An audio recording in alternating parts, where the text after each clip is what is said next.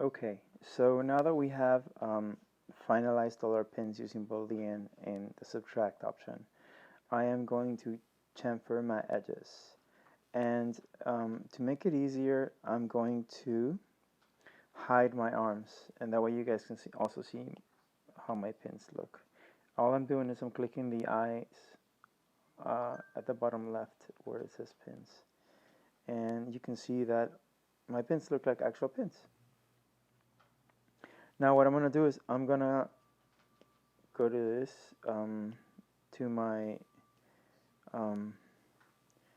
this file is on Shobi. I downloaded it to Notability so that I can manipulate it better. And I'm going to add a 0.1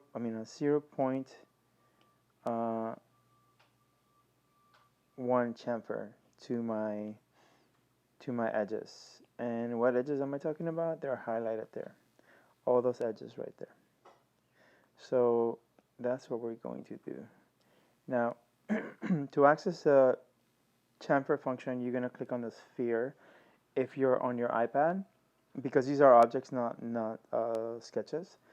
And I believe that if you are on a desktop or on your laptop, it's going to be on the top bar. It's going to be somewhere on the top bar.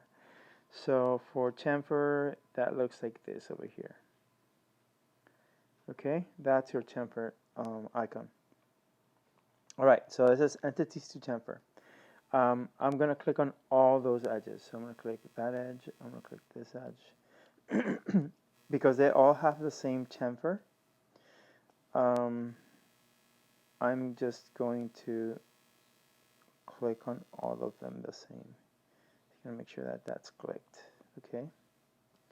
And last but not least, boom. Okay, all my edges are clicked. Then for distance here, it's going to be 0.01. Equal distance, and I'm going to click OK.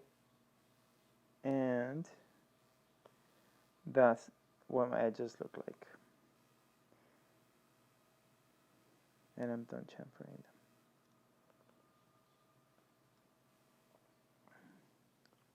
Now we're going to proceed to the mirror tool, but I'll create a different video for that.